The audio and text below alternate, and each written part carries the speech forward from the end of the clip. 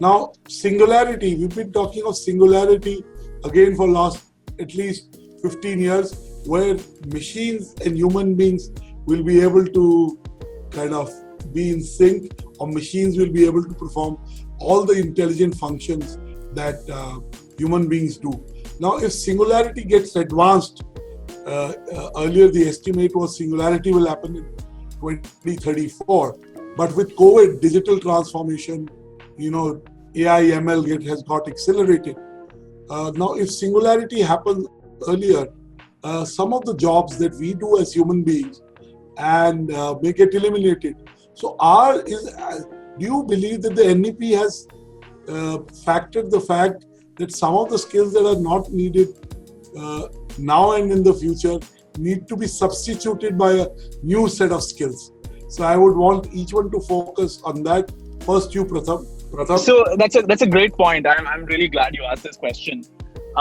So I love the concept of Singularity University. I did spend 3 months in the Bay Area at Singularity, and then that gamut of courses that they have in place and the way they teach those courses is really interesting. So one thing I want to point out is that the way they structure any course, be it ML, be it AI, be it blockchain, be it advanced management techniques, organizational behavior, etc., or be it autonomous vehicles.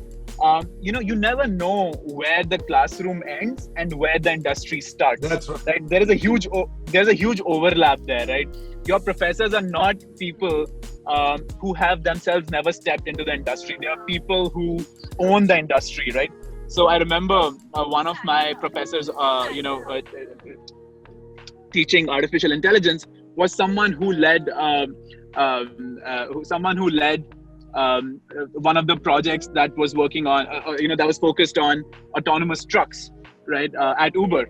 So, just listening from, hearing the concepts from the horse's mouth, that really transformed the entire experience. So, all the skills are important. We don't know, the future belongs to which of these skills. But one thing for sure is that to learn these skills, we'll have to forget this boundary between the industry and the academia. And I think that is central to what's going to create the future.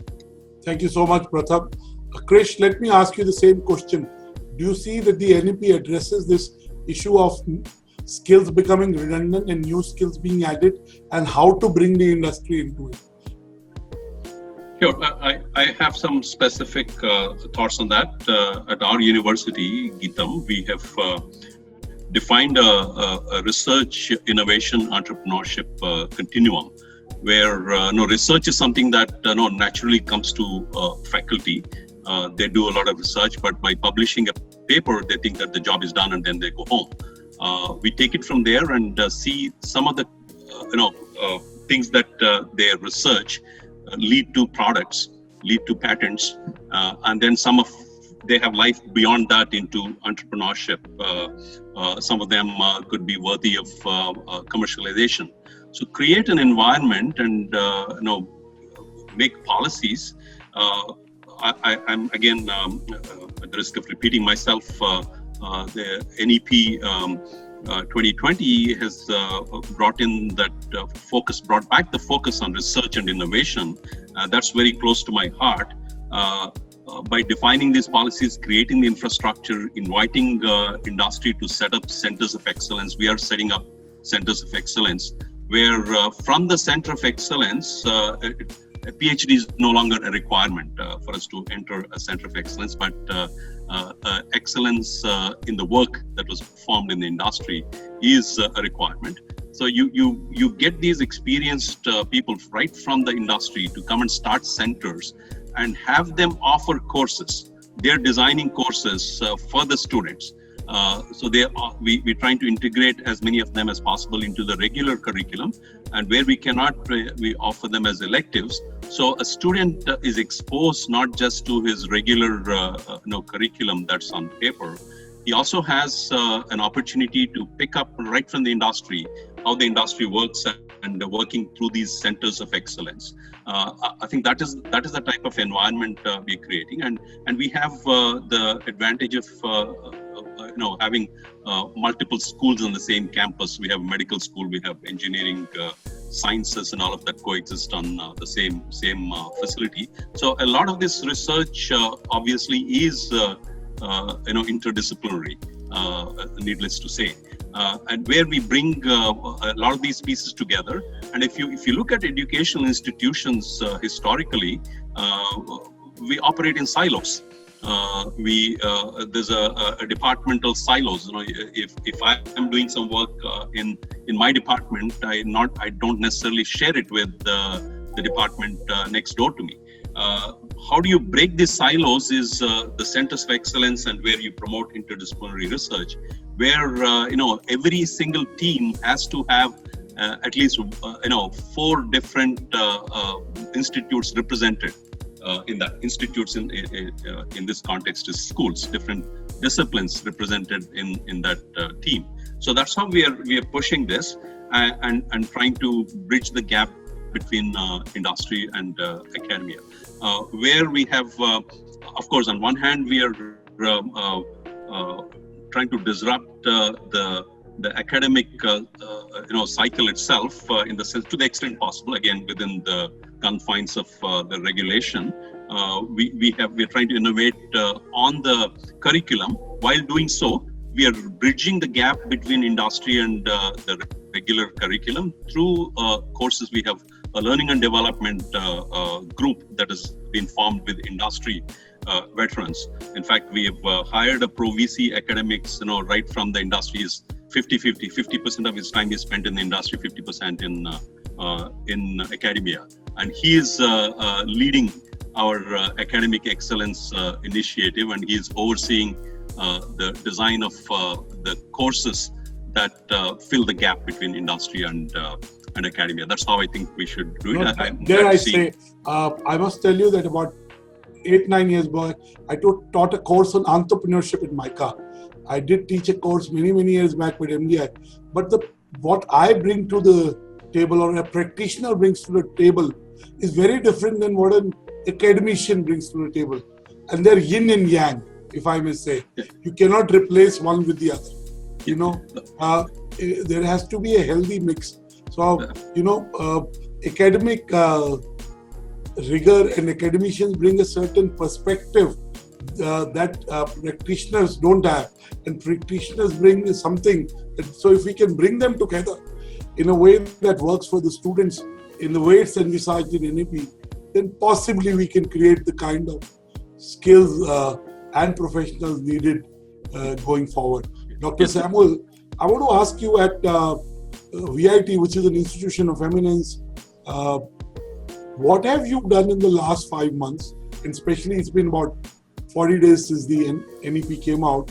What have you done to be able to reimagine your university? How do you make sure you stay ahead? You're true to the vision of the NEP. Okay, thank you very much. And to be frank, without our knowledge, we have been ready for this pandemic 5 years earlier. We thought about it.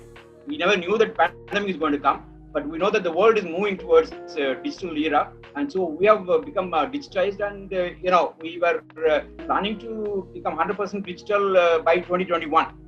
And but right now, we already become 100% digital. So that's how it is. So it's a blessing in disguise, I would say.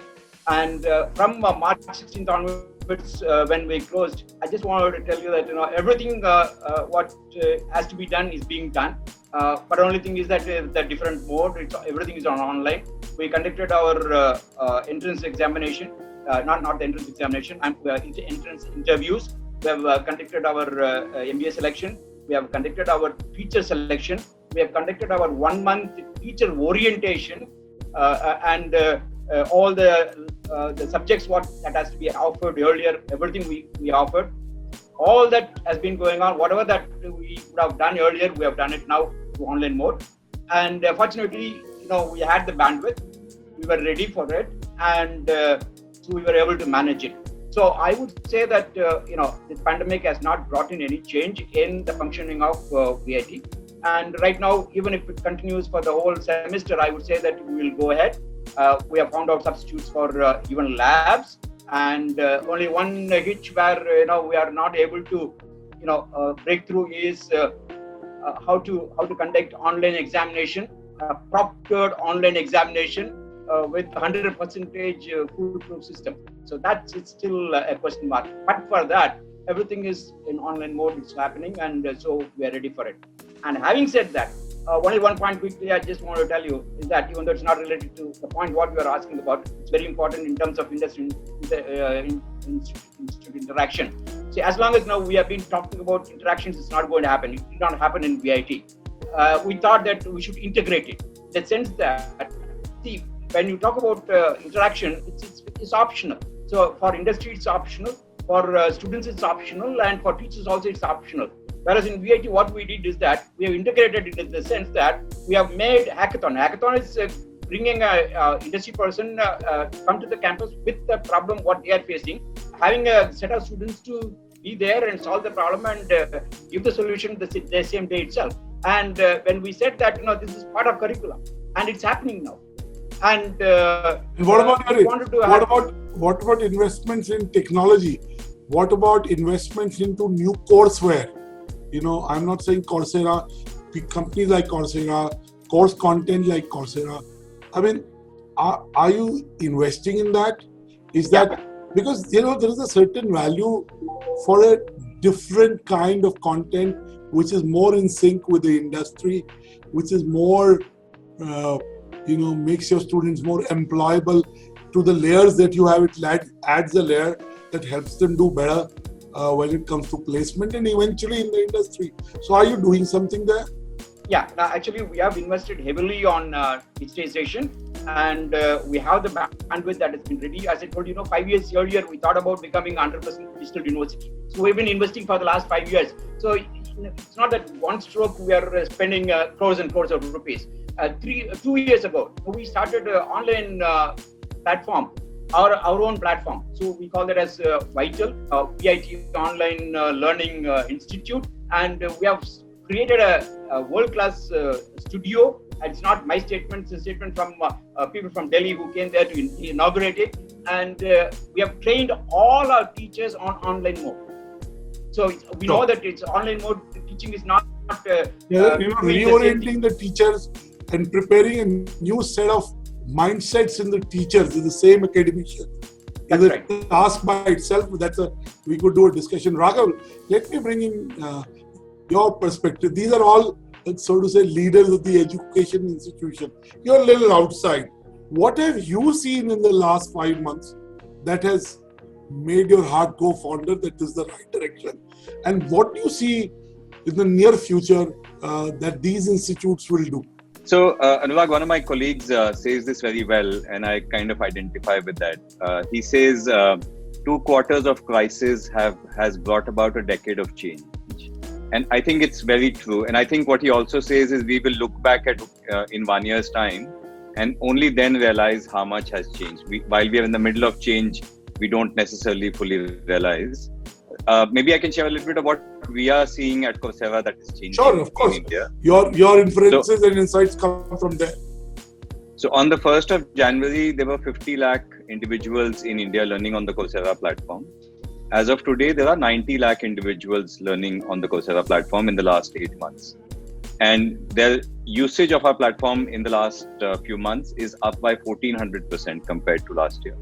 What most of them are learning is digital and data skills because that's where jobs are going. So people get a strong sense of where jobs are going, and that's where they are learning. Last year, we launched a platform called Coursera for Campus in October last year. And in February this year, there were about 20 institutions using that platform, and maybe about a few thousand students from these institutions who were using that platform. Today, there are 2,000 institutions in the country, of which 36 are IITs and IIMs, who are using the Coursera platform. And this includes 7 lakh students in these institutions as well. And all this has happened in the last 5 months. And I think the reason this is happening is because if we can bring the best of local and the best of global to students across the country, I think that's what is resonating with individuals. The other thing that many of us have spoken about is hands-on learning and industry connect.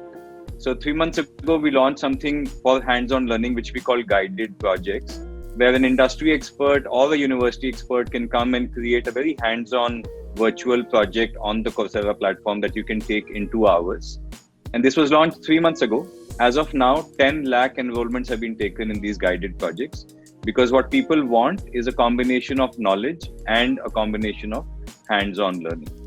And the last thing that we are seeing on our platform is, so far, a lot of this content on Coursera was coming from the world's top universities.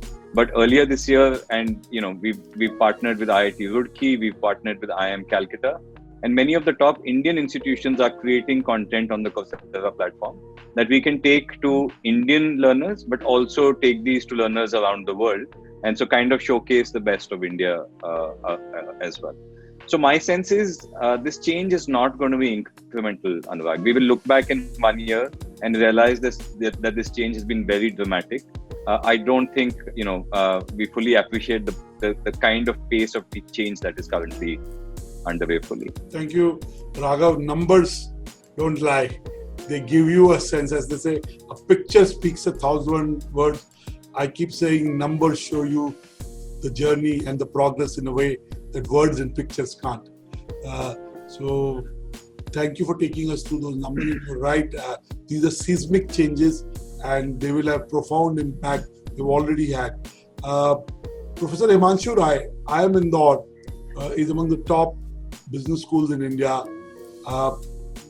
And there is always, every business school is trying to reinvent itself, especially in the last 5 months. What are you doing at IIM Indore, which makes you future ready, which makes you differentiated, which makes your students having skills and employability that are different than the other business schools? So multiple things, Anurag. First of all, we are the only IIM, or rather we were till about a year back, who had this program called the Integrated Program in Management. And it wasn't a BBA plus MBA. It's in fact a very different set of skill sets that we give in the first 3 years of that particular program. And it's based on the model of philosophy, political science, economics, statistics, added to which is languages, theater, and music. Because this is what we thought is a holistic education. And we started in 2011 and we are looking at the results now. And we find that the students coming out of this program are far more well-rounded than any other program. And therefore, in fact, I would like to react to two of the statements that you made. One was your statement where you said that machines are going to do a lot of intelligent things that currently human beings do. Machines will probably do a lot of things in terms of linear reasoning. So wherever a linear reasoning is required, that is where the machines will come in. But the kind of skill sets which would be required for the human beings to engage with are going to be the ones in complex decision making. So I've always been of the opinion that, look, science can teach you how to make better and better guns and how to make better and better medicines. But only philosophy will tell you when to use guns and when to use medicine.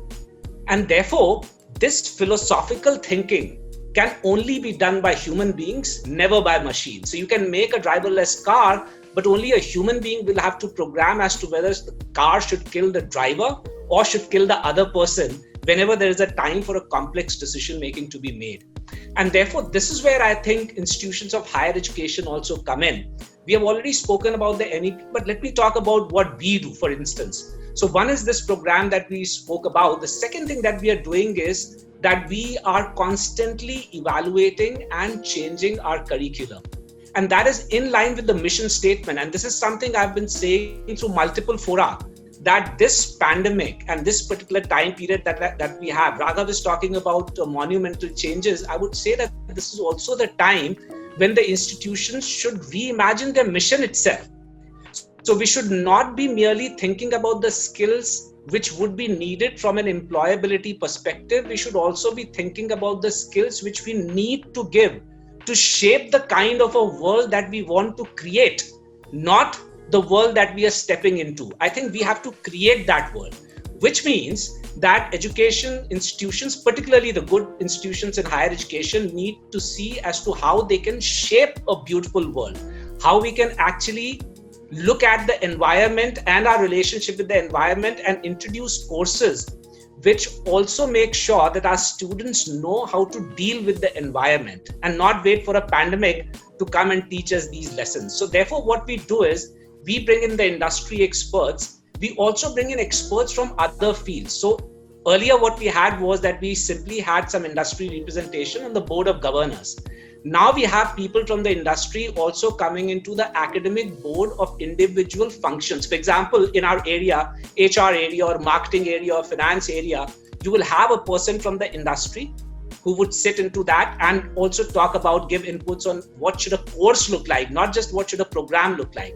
And simultaneously, we would also bring in experts from some other area who would say as to what are those dimensions of interfunctionality which we might need to bring in through these particular courses of ours. So we are increasingly also going for courses which are multidimensional, which draw from multiple areas and thus provide a far more holistic perspective to our students. And then of course we have a track called Professor of Practice, which is a more practice oriented track. And finally, to build on what Raghav said, we are now looking at courses not just in the physical classroom mode, but also the online. And within online, we are looking both at the synchronous as well as the asynchronous mode. What we need to realize, and this is, I think I would like to tell everybody as a suggestion, because we started this program called How to Teach Online for the other faculty. IIM Indore was the first one who stepped up and said, okay, we have the capability, let's share this capability with other faculty as well. The important thing is to realize that we have to, instead of saying that, okay, I can teach everything online, no, you can't. Because education has three elements: knowledge, skill, and attitude. Knowledge and part of skill can actually be taken online, both in the synchronous and asynchronous mode. But part of the skill and attitude can be built only through physical class. And therefore, instead of blindly saying that I'm going to convert everything into an online mode, what we need to see is what is the best method and what is the most efficient method to impart a certain category of education in. How can I impart knowledge? How can I impart skill? And how can I impart attitude? Once you do that, I think then the correct use of a digital strategy will actually benefit all the institutions. Thank you, Professor Rai. I'm sure a lot of institutes can learn from you. Dr. Samanta, you had Professor Rai. What are you doing at KIT to be relevant to this digital landscape that the NEP encourages? Since last decade, the whole education scenario was changing and all academic institutions were going online slowly. But after outbreak of this pandemic, it forced us after March to go online all together, taking all the faculties together and all the students together. I remember that KIT is perhaps the first institution which has gone online from 16th of March itself for all its 30,000 students. And we completed the courses online, completed all the academic examinations online in due time, and our next academic session started. And after that, as I said that NEP has leveraged certain facilities and opened some door promoting online education, I told it because the distance learning and online education is never taken similar to the offline education in this country. And I also personally believe that education in this country, in the way it has been designed since very beginning, or it has been designed in the world since very beginning, that we all understand in academic sector that environment is the source of knowledge, society, business or industries where the students get the scope to apply the knowledge, and the human beings, the stakeholders, peers, or the seniors in the academic institution or society, they help the students to learn. So it's a very integrated system. And we firmly believe that if we are teaching online to the students, the academic institution with the rigor, with the system it has been built up, the knowledge has been built up in academic system, the learning system has been designed in an academic institution, maybe the student will not get that perspective in online education. And lots of emphasis is there by different organizations like Coursera or the Swayam, that how that practical perspective can be brought in digital education itself. So KIT is also talking with Coursera. We have gone the 3 rounds of discussion. Our students are availing the Coursera in campus at free of cost. KIT has already signed the MOU with Coursera, and we are going to subscribe from Coursera some of the courses to give different the online perspective to our students. We have completed 3-4 rounds of discussion that what type of courses will be relevant for our students, because it's a very multidisciplinary organization. We are having 200 courses. We are having students from social science, engineering, management, medicine, law. Of course, we are having students from almost all the discipline, and we have gone from professional education to social education, because in last few years we all realized that in this country the education has been compartmentalized very rigorously, and maybe because of that, while we talk about employability in one sector of education, while we talk about business, management, commerce, social science, those people are having the concepts, and when we talk about the technology, they are having the tools with themselves. They are having the ways how to deal with the tools, how to deal with the technology, how to apply the technology. But if you see the education pattern in any technology or management institutions, I also teach the management students, and we find while we go for the case studies, mostly we discuss the case studies happening in Tesla, happening in Mercedes, the case studies of Deloitte, case studies of McKinsey, and all big industries. And we never talk about the case studies of Panchayat Raj department. We never talk about the case studies of the agricultural sectors of this country. But while we talk about the startup and innovation, suddenly we talk about the society, that what is the requirement of this country and how the students can apply their technology to this. So we believed that there is the coordination of the multidisciplinary education is very much important in this country. So before 3 years, we started a system that for each and every students, it is compulsory that they will be learning minimum 4 subjects from a different background. Like engineering students will be taking courses from medicine, taking courses from law, wherever they aspire to start their career. Suppose an engineering student want to aspire to start his career from healthcare sector itself. So he should take some courses from medicine. He can take the courses from neuroscience, from psychology, from microbiology, wherever he wants to start. Suppose a law student, he or she wants to take his career from cyber security, from cyber law. They can take courses from computer science. The business student, he wants to start his career from investment banking. He can go for the analytics in School of Computer Science or School of Management. So that sort of enrollment we created in the university, and what we found, there is a very big change among the students. We find even the bachelor students, they are so interestingly engaged, so rigorously engaged in multidisciplinary research that 90% of the patents filed by my university are filed by bachelor students only. Because normally all over the world, in all the university campuses, we find that bachelor students are the most intelligent people in the campus itself. They're having that sort of, I can say that enthusiasm, the interest to learn more and more and to diversify more and more. Maybe in that is possible on their part. While they come to post-graduation, they are very focused for education, focused for employment. So that sort of ambience is being slowly changing. And coming to the digitization, I think we are also going for online education, but we have not yet started any courses offering any degrees online, but few courses we have started online. In the School of Engineering, School of Management, we have started just 3-4 courses online, but we are signing MOUs with Coursera, and also we are talking to IIM Bangalore for some courses in Swayam, and we are in that way. Maybe it will be materialized by a couple of months. Thank you.